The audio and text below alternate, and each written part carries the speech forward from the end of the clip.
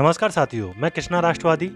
आज महापुरुषों की विचारशाला में जानेंगे बाबा साहब डॉक्टर भीमराव अंबेडकर के विचार।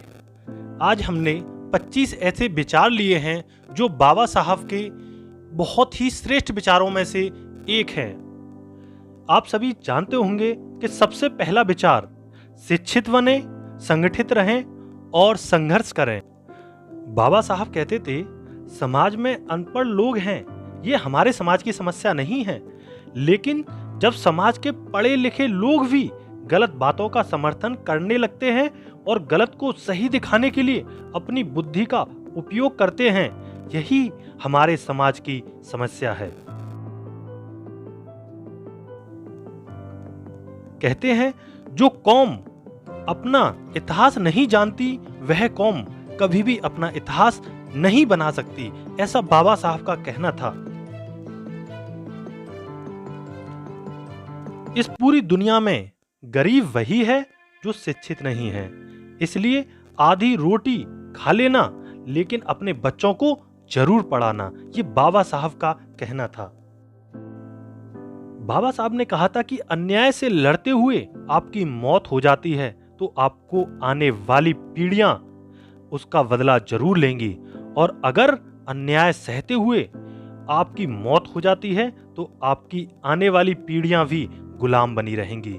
हमेशा याद रखना। बाबा साहब ने कहा था, राजनीति में हिस्सा न लेने का सबसे बड़ा दंड यह है कि अयोग्य व्यक्ति आप पर शासन करने लगता है। जो व्यक्ति अपनी मौत को हमेशा याद रखता है, वह सदा अच्छे कार्य में लगा रहता है।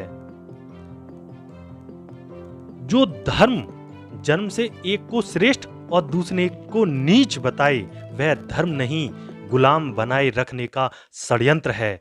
यह हमारे समाज को समझना होगा। जीवन लंबा होने के बजाय महान होना चाहिए, ऐसा डॉक्टर भीमराव अंबेडकर कहा करते थे। अच्छा दिखने के लिए नहीं, बल्कि अच्छा बनने के लिए जियो।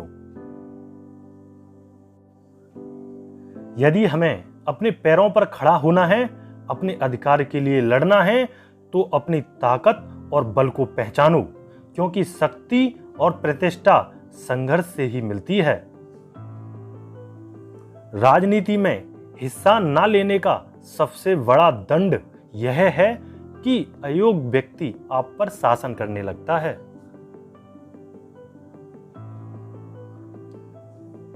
कहते हैं, एक महान व्यक्ति एक प्रख्यात व्यक्ति से एक ही बिंदु पर भिन्न है कि महान व्यक्ति समाज का सेवक बनने के लिए तत्पर रहता है।